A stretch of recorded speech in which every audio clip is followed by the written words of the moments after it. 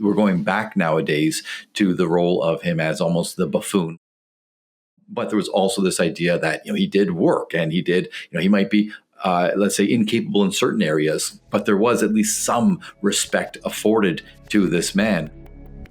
The divisiveness of men versus women, mothers versus fathers, and just this insinuation that all men are useless, all fathers are useless. I think that that's making the role of fatherhood so much more difficult.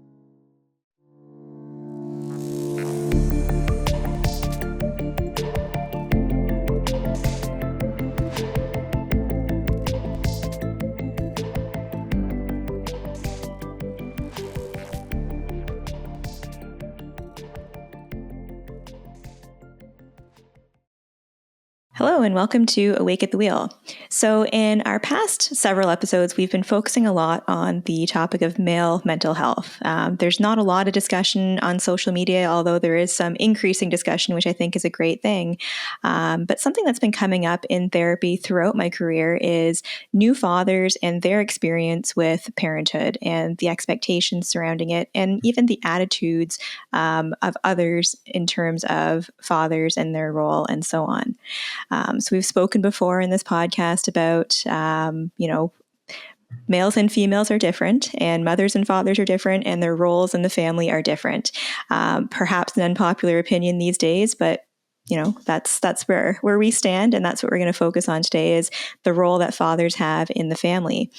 So there's a lot of recent studies that are coming out, which is great to see in terms of the mental health outcomes and the mental health impact of fatherhood on males. Somewhere between 10 and 20% of new fathers are experiencing symptoms of depression and of anxiety in direct relation to the changes that are taking place in their lives and in their family unit as a result of having a kid. And I think that predominantly this is coming from the fact that their role as protectors and providers is really being highlighted and enhanced. And a lot of fathers are not properly equipped for it. And that can come from a number of things, but I think in large part it's from not having support either in their friend groups, their families, in social media in general, and society in general. There's just not a lot of talk surrounding it. So Oren, what are some of your preliminary thoughts on this? Well, it's interesting because I'm hearing, either clinically and anecdotally, both, that a lot of younger fathers, say, late 20s, early 30s, mid 30s, so the pressure that I'm kind of hearing from them, and I know people can twist this into something that it's not, okay, but a lot of them, let's say, for example, they are working full time. Their partner is right now taking on the role of domestic engineer, so they're staying home and raising the child. And after a full day of working, outside the home, they come, and the expectations that are put on them, are, I think, far higher than I've ever seen. And there's less grace, less latitude. It's just almost like, do this. And they're being made to feel, by their partner, and I guess by the norms right now, that they're inadequate if they're not able to suddenly, get home, help with the dinner, do this, do that. They don't even get 30 minutes to decompress. And, and I understand, look, my wife, she did the vast bulk of or the majority of the work that it takes to raise the children, especially in the younger years. That was her dedication. She's just a master at that. So I was spoiled in many ways. Okay, but I know that there's a spectrum, and I just happen to be on the really, really lucky, fortunate end of the spectrum. But again, I'm seeing far too many men on the other end versus somewhere in the middle. And a lot of these men, they, again, whether it's from their partner or from what they're hearing around them, they don't feel they're even allowed to negotiate, allowed to sort of complain about how difficult it is, because their partner is saying, how difficult it is to raise a child. And I want to be very clear here. Okay, again, my wife is extremely well equipped to do it, but just because she makes it look easy, I never pretend that it is, and that's why I always tell my kids, I tell my students, I tell my patients, I tell everybody, including especially my wife, that just how important what she's doing is. Raising a child is like one of the most important things you can do in life, raising them properly. So I don't want anyone to think that I'm minimizing it in any way. But I'm just not hearing enough, again, as I say, of this compromise, balance, understanding, or compassion with respect to expectations expectations as soon as your partner comes home after a full day of work. It's different type of work. I'm not saying that taking care of children is easier. It's just different. Yeah, and as soon as you started talking about that, I knew exactly where you were going, because this is something that I am hearing often as well. And I want to try my best to not insert my own values or biases here. But oftentimes what I arrive at is, if that's the arrangement that a couple has and that a family has, that one partner, whether it's the husband or the wife or the male or the female or whoever, if one is working outside of the house and one is working within the house, I don't necessarily think that it's fair to expect the person who is working outside of the house to then come home and do a double shift, essentially. Is there room for, help and assistance? Absolutely. Does the person who's doing the bulk of the time at home need a break? Absolutely. Right. But it's this, I don't know if it's an even expectation. I don't think that's a strong enough word, but it's, for lack of a better word, I'll say this really strong expectation that as soon as the person working outside of the house comes home, they're expected to just kind of take over and give the other person a break. Right, and the word you may be looking for is demand. I hear, Yeah. I hear a lot of that. And again, it's just, I don't want to keep beating this horse, but finding a place of balance. And I think this kind of ties into a theme that we've covered in other episodes when we talk about like the battle of the sexes. That more recently, the role of the man, it's so diminished in the West. There's very little respect. We're going back nowadays to the role of him as almost the buffoon when we talk about like in media. Now let's say the two of the top three famous men in America right now. What's it? Oh my gosh, Tim Walz and I guess is it Doug Emhoff? Kamala Harris's husband. Okay, like these men are just portrayed, and I hate to use the term that people use, and technically I think I mentioned before it's the wrong term, but we talk about beta males, and just for the record, just because I'm anal about language, in chimp societies, the beta male is not low chimp on the totem. It's beta male is second. Okay, but anyway, however we use it in today's vernacular, that these beta males, these men who are subservient to the women, who are happy to just sit there, look like a buffoon, look silent, and be treated that way. I think that's really permeating, more and more in society than before. And even, with sitcoms, we talk about these types of influences because life imitates art in many ways, and these are the norms that people see. And so, sitcom dad also used to be like, there was a buffoonish element for a certain period of time, but there was also this idea that he did work, and he did, he might be let's say incapable in certain areas, but there was at least some respect afforded to this man. And I'm just hearing less and less, or seeing less and less of it these days. And, again, people can take this any way they want. But the fact is, men are humans, and any individual, I don't care how people are in groups or on average, that's irrelevant. You and I and anyone else, we're dealing with individual people. And I am seeing so many individual males feel that they're just not measuring up. And once again, whether to their partner's expectations or to society's or what they think are society's expectations. And I'm not sure where I'm going with this, and I am asking because I certainly don't know the answer to this, but do you think that in part that has to do with just the rising success and power of women in society, and the automatic assumption and comparison is that the male then must be inferior? I feel like maybe there's some skewed view there by society. Well, I mean, for a number of years, and with feminism, depending on what wave we're talking, depending on what interpretation of any particular wave we're talking, there are good actors and bad actors in any movement, any organization. So I do believe that. Well, I mean, it's not. I believe it was made very clear in earlier waves as well that for some it was equality. Let's get women to the place where men are, which anyone should hope for. Okay, but then it became no. It's our time now. And there was an active effort to suppress male voices. And, how do you do that? Well, you denigrate them. You make them feel less than. And that has been an active effort, clearly, by some factions. I'm not saying it's universal. I'm not even saying I can't even put numbers on how broad it is. but there are certainly a number of people who were pushing for that. And it's only continued worse and worse to this day. And you and I have talked in other podcasts about the battle of the sexes, that this division where each sex, and from a younger age, both males and females, are being taught that the other sex is the enemy, or at least the competition. At the very best, competition.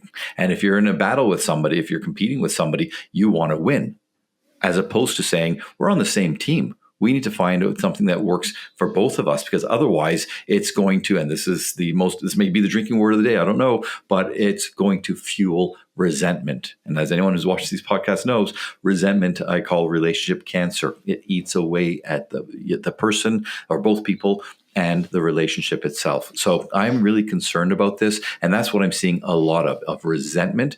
And people, because they're afraid to, though they don't know the meaning of it, they think if I resent my partner, I don't love them, or how can I resent the mother of my child or something? It's like, no, if you feel that you're being wronged, that's the source of resentment. Have a healthy, productive, constructive discussion about it, about your feelings. And again, sadly, when I work, and I want to be very clear here, with my practice, most of the women, if not, the vast majority of them, when they sit down and everything, they're very reasonable. They are willing to negotiate when it's framed in the proper way. So I don't want to make it seem like I'm shitting on women here. I'm definitely not. I'm just saying that I'm hearing a lot of men with these complaints, and I'm seeing the impact it's taking on them. It is affecting their mental health.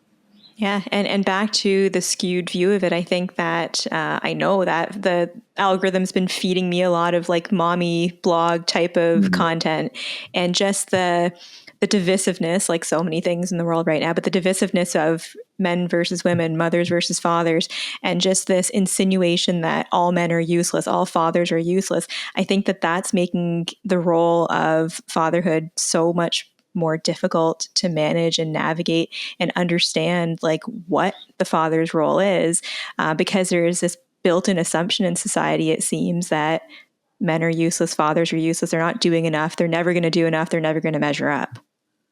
While at the same time, ironically, that these useless men also are extremely strong and resilient, so they can hear all of this and they can be made to feel this way, and they can just truck along, be fine, shut up, and just take it. And that those two things are not compatible. No. So as far as the trends and the changes in fatherhood and men's view of fatherhood, what do you think some of the contributing factors are? Is it what we're talking about here as far as social media? Is it feminism? Is it changes in attitudes in general? Well, okay, so I think it's multifaceted. I think you hit most of them, or most of the marks. And I hate to sound like a cliche here, but it is true. The fact is, these types of ideas, especially feminism, okay, and I want to be very clear here. For the longest time, even when I knew it pissed people off, I said, "Look, I still consider myself a male feminist because the feminism that I was taught, it wasn't through school; it was through osmosis. I watched my mother; she was never political. She was just simply, I am a woman and I have a family to feed." I got a family to raise. I'm going to do what I need to do. I'm going to start my own business, and anyone who gets in the way, I'm going to take care of you, kind of thing. Like, right? You're not going to stop me just because I am a woman. And, and that's kind of what I learned. And she surrounded herself with like-minded individuals. So to me, that's what it was. It wasn't political. It wasn't academic. It was simply a woman why would a woman be deterred from or prevented from or precluded, from doing certain things that men can do? So that's what I learned. So I used to always say that. And then it's just saying that now, and even when male feminism had this really terrible connotation, these creepy guys who are pretending to be, to be feminists so that they can do, untoward things with women afterwards once they kind of ingratiate themselves and get into things. So even then, I still said it just to piss people off because, again, I knew what the spirit was, or at least in some quadrants, right, of feminism, or some quarters. So I still use that language. Today, I can't do that, because it's become so toxic. And that toxicity, what I started to say at the beginning of this diatribe, was the toxicity, I think, is pretty clear, is let's see, most powerful and is fomented the most in academia. And if you think about it, we know more and more female professors, like more professors are female now than ever before in, in almost all fields. And in the fields where, like the STEM fields where women were almost excluded, now they're hitting 20, 40, even 50%, of the students and professors. So it's become most rampant. And so if you think about it, that's where many, many people are going to go. They're going to go to university, and then they're going to get these ideas. And then they're going to take these ideas, and whatever field they go into, they're going to promulgate these same ideas. And it becomes the norm. It becomes the culture. And still to this day, even in any field where, including academia, where women have the most of the power, where they have most of the say, if you say something against that, you're still being told you are sexist. And you're going, wait. You're telling me just because I raise certain things, blah, blah, because I'm a man and that I am sexist. How is that, do you not see that that's sexist by doing this? And then they say, well, no. Sexism, just like they say with racism, can only occur if the person has power, if they have systemic or institutional power and so on. And it's ironic because they are speaking from places of power. In academia, they do have the power. In the medical field, in the mental health field, they're getting more and more power. They have power, if not greater power than men in a lot of these fields. Yet still, if you say, wait, you're being sexist against men, well, it can't be sexist because we don't have the power, even though they do. There's a lot of gaslighting going on. So I'm telling you right now, I really believe it's in the academic halls that these ideas are being promulgated the widest and most powerfully. And again, then it just spreads. All right, that's what I believe. And then the other factors that you mentioned as well are taking hold. And again, this idea that you said about men being useless, stupid, whatever. Well, more and more, that message is being spread more and more, maybe directly or insidiously, from the younger ages in the schools. I mean, you and I have talked about this, that there seems to be, whether it's deliberate, I mean, it is deliberate in some ways, but I don't necessarily say it's a grand conspiracy, but just it seems to be that so many people are invested in tearing down the system, and the system has been historically patriarchal. And if they think that what we have in Canada or in the United States is patriarchal, they have not been to other countries around the world, right? And so are there unfair advantages for males in some areas? Yes. Do women have and girls have concerns and fears and worries and issues and things that males don't have? Yes, but it also goes the other way as well. And again, we've talked about this a lot, right? But we're seeing it more and more. We're seeing it younger and younger ages, and we're seeing it in places where kids didn't have that access before, which was, for example, social media, right? On TV, it was there in these kind of snippets. Parents could see, they could sort of try to counterbalance. But with social media, it's ubiquitous. You can't escape it. So from the youngest of ages, children are being taught these messages. And now, in the last few years, now we're seeing those children growing up, and we're seeing the effects on them.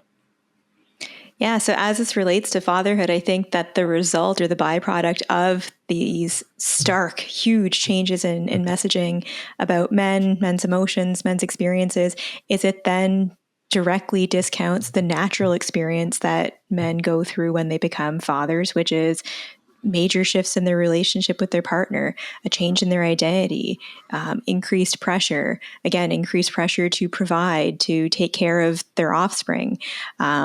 So those natural experiences are now being stuffed down and pushed down as insignificant and unimportant, which I think in turn is in large part leading to those increases we're seeing in depressed mood, anxious distress, and probably even diagnoses of those. Right, exactly. And the kids are seeing it. That's the thing. The kids are seeing the not just the father's mental health deteriorating, maybe, but they're seeing the dynamics. They're seeing this almost belittling, this denigrating, this not regarding the other person. And let's be very clear here. There are many, many, many shitty male partners. We're not denying that happens, right? Yeah. But again, we're talking about changes here, and kids are seeing this. And I got to tell you, this is going to sound like I'm being really a jerk here, but from where I sit, where I do a lot of my work, I see many people walking by, and I happen to live in a nice neighborhood, very family oriented. And it's just interesting. Sometimes I see more, maybe I'm biased and I'm looking for this. I don't know. But when I see couples walking, a lot of young couples today, with kids and so on, it just seems so many of the men, they seem almost broken. Okay. And again, Mm. not all, I don't know what the percentage is, but I didn't notice this in the past as much. I mean, I always saw it, but I'm seeing it more and more these days where they just kind of seem like, just again, for lack of a better word, if not broken, then at least humbled. Okay. And Yeah. humility is good, but being humbled this way, it just, I don't know. I don't see any good, in this dynamic or the power dynamic shift. And again, I want to be very clear. I hate having to say this caveat over and over. I'm not saying men should be up here, women down here. I'm not saying that. I'm saying equal, a team working together, and a lot of compassion and empathy. And that's really sad to hear. And I think it's probably they're being excluded from the parenting or from the dynamic or something like that. And again, maybe this is my bias coming in, but your youngest daughter and my son are about the same age. And I feel like there was like maybe a 10-year period around when they were born and growing up where it seemed, or at least in the circles that I'm in, that men and fathers were more involved and more equal. And it seemed like things were moving in the right direction. And now it seems like all of a sudden that's not the case anymore. Can you elaborate a bit on that? What you're seeing? Yeah, so I was seeing quite the opposite of what you were describing in terms of your observation of people walking by, where like fathers were the ones that were, wearing the baby on the wearable thing and pushing the stroller and changing the diapers and doing as much as the mom was doing. It seemed to be a lot more equal and less of that divisiveness and that assumption that the father can't, or whatever the case may be. Okay, thanks for clarifying. So I've got to be clear. When I say the men look broken, okay, they are still doing all that. Okay. Yeah. The manner in which they're doing it.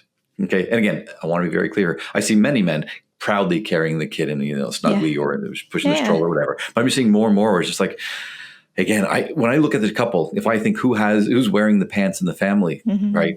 It's more often the woman, just by the body language, just by how they're walking and everything like that. Right. And again, I don't know what the percentage is. I'm just seeing more of that. So it's like an evolution, I think, of what I described, where it's like it was seemingly going well with that shared responsibility, and now it's more of a demand. Right. Exactly. And, again, there's just, as I've said before, it's going to fuel resentment, and kids are going to see, feel, and hear that resentment. And that's going to be the model for their dynamics as well. Whether it's they expect, the father to come home, shut up and blah, blah, blah, or they just expect hostility or tension, whatever. And let's, we've talked about this as well. One of the reasons that there is, let's say there are problems in any modern young family is, that there are so many more expectations. It seems so many people are trying to, keep up with the Joneses more than ever before, because the Joneses are all over social media. So they're thinking, got to bring our kids here, there, and in so many different places. Yeah. And one thing, again, just to be clear here, when we're talking about expectations and so on, I was talking about, and we were both talking about this case where the family's fortunate enough where one person works outside the home and the other person's able to stay and provide a family, a stable family or family environment. If it gets to the point, as we know, so many people have to do, where both parents are working, then of course we would expect more balance. I just want to make sure that people understand that, because that's the case. And let's say I'd say about 30 years ago, there were so many papers about women trying to balance work and family. There were no papers then of men trying to do that because it wasn't such an issue. Okay, there were fewer expectations on the men. And again, now the tide is turning. So I want to be very clear here. I don't want to pretend that I'm looking for a time back in the good old days where women are struggling to balance career and family, right? Yeah. So, and one thing, and it's being talked about a lot, and it's mostly in conservative realms. So, people can dismiss it on those grounds if they want to be closed-minded, or they can be open-minded and go, okay, let's think, is there any merit? Which is the fact that women, for the last many years, at least since the 60s, especially then, we're being told you can have it all. You should have it all. You should be happy. You should be able to raise a family, have the plum job, the job that you want, that fulfilling, rewarding, whatever, and you should be able to do it with a smile and with grace and everything like that. right? And it was sold. I mean, a lot of women were sold that.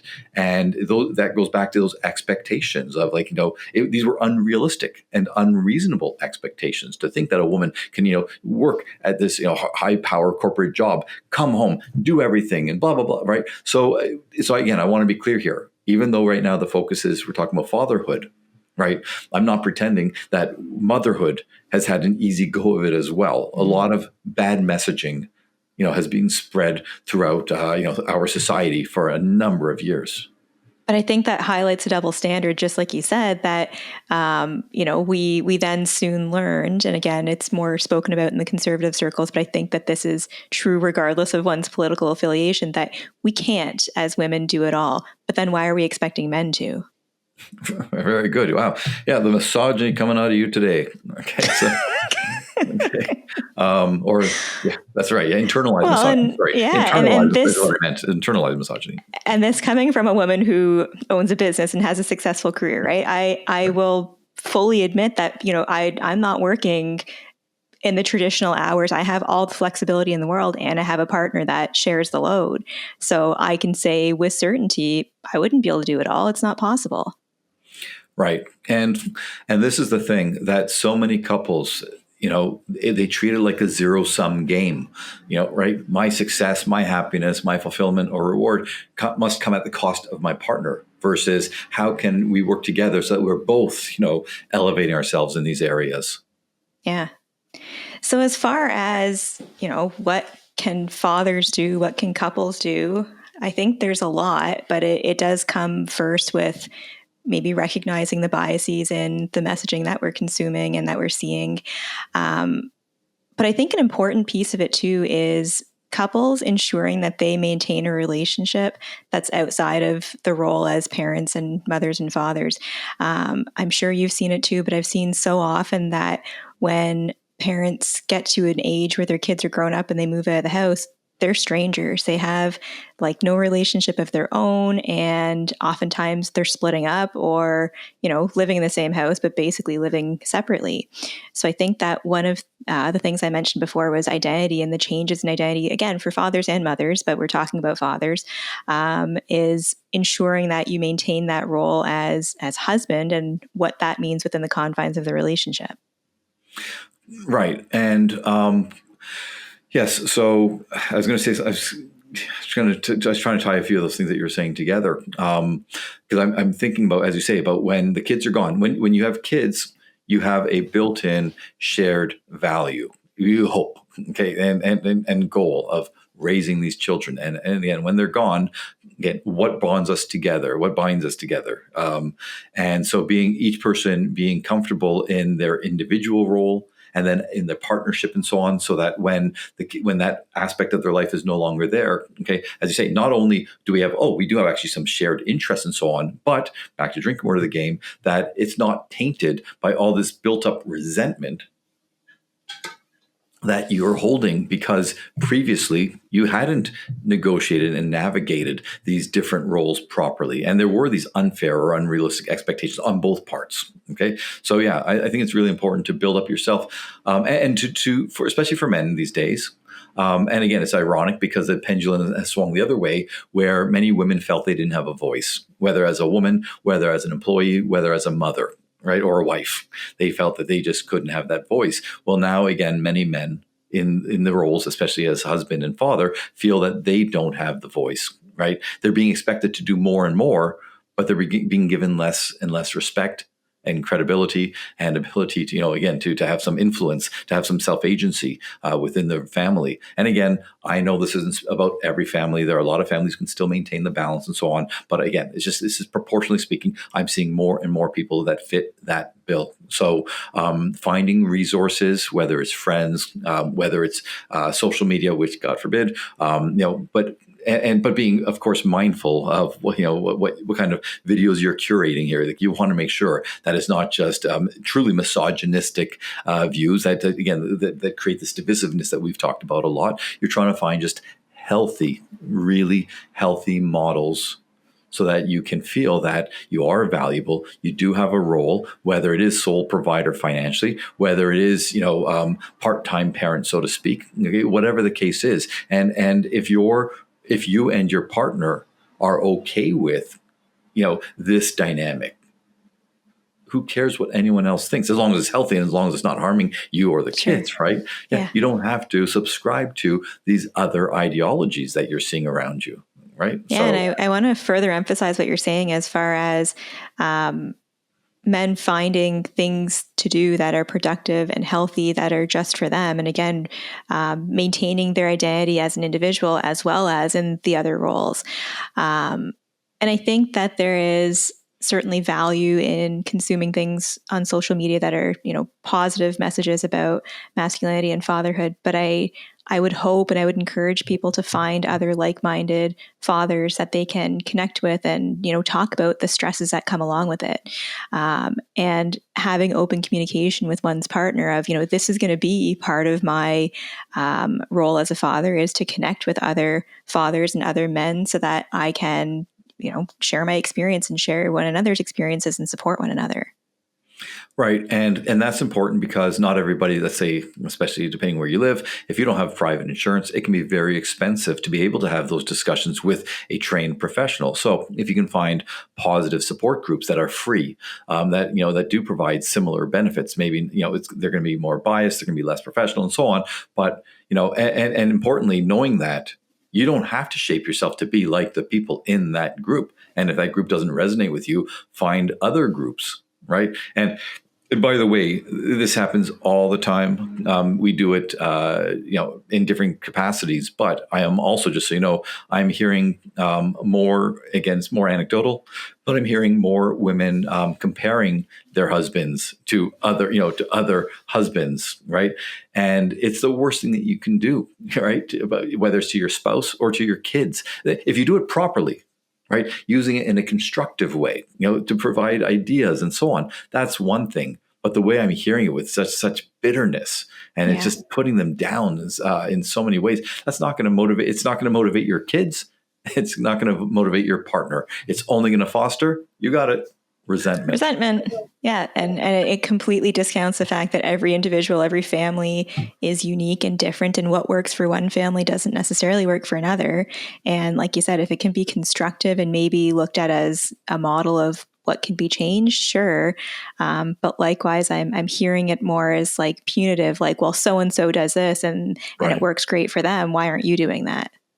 Exactly. And especially if, I think one of the most basic, I think we've talked about this before, one of the most basic human traits that really distinguishes people is introversion and extroversion. So if your spouse is one or the other, and you're comparing them to someone who's the opposite and saying, well, they can do this, why can't you, right? You're just making an impossible task for them, again, fueling resentment, and failing to recognize the positives that their introverted or extroverted personality could bring. Again, if it's harnessed properly, but it's hard to harness it properly when the person is just seething with resentment. Yeah. Yeah. And I recognize easier said than done, but back to what you said earlier about setting those goals together and having a discussion together about having shared meaning, and that can change throughout the relationship and throughout the different stages of the family. But having that ongoing conversation, I think, would prevent a lot of this bitterness that we're seeing. Right. And one point that I have to make, because I think it's we've talked about this before as well. I think very recently, not only are men being portrayed as buffoons, incompetent, etc., but we have to be really clear on this. The traits that were once considered to be very masculine, which characterized the real man, quote unquote, masculinity, dominance, stoicism, strong decision making, leadership, all of that, right? That's now being portrayed as toxic masculinity rather than just masculinity. And we did that podcast about, how even the American Psychological Association has pretty much said that if you're a traditional male, you're toxic, right? Yeah. So that's another huge part of that. Let men be men, but not Neanderthals, not monsters, not psychopaths, healthy men. And, women have to appreciate that. They really do. And, as just like with men have to appreciate what a woman brings and her strengths and so on. And again, part of back to the feminism and so on, so many women were told, and I see this on podcasts today, you don't need a man. You don't need that. You can be all those things. Okay. Well, if you can be a leader, if you can be A, B, C, and D, great. All the power to you. We've talked about that. Great balance, right? But it's really hard to do that on your own, right? Mm-hmm. And it's really hard to have that balance. So if one person in the relationship is more masculine, whether it's the man or the woman, doesn't matter, right? But we've talked before about this, that the children need a good balance of softness, compassion, love, empathy, and, structure, guidance, towing the line. The kids need to believe that if they don't act in line with how they should, that there's going to be some kind of consequence. And when we talk about good old days, and real men and so on, a real man doesn't beat his child. Okay, masculinity, that's toxic masculinity, or shaming the child and so on. Yeah. So I want to be very clear here. Once again, in the old days, I wouldn't have to be laying out all these caveats, but because people are just, they hear one word and suddenly their skin get triggered. Sorry. Yeah. They're so black and white about the way they view it. Exactly. So they hear something and trigger, and he must be making all these other statements and assumptions and so on. No, I'm not. Yeah. Okay, I'm trying to bring, as always, the two of us bring the nuance and and compassion together. So again, I'm just saying, I think it has to be stated over and over and over when you call a certain segment of society, in this case, 49.9 something percent or 49.8%, toxic or imbecilic, buffoonish, or whatever else like that, right? You are harming so many individuals. And that's who you and I work with, who you and I see. It's those individuals. Averages mean literally nothing. It's every single person. And there's no evidence that males are somehow, especially from a younger age, better able to handle the toxic messaging they're seeing, especially when it's applied against them. Absolutely. So I feel like we've only scratched the surface. There's so much more to talk about with this, but for now, I want to hear from our listeners in terms of what are some of the messages that you're seeing on social media about fatherhood. Let us know in the comments. And with that, until next time, keep your eyes on the road and your hands upon the wheel.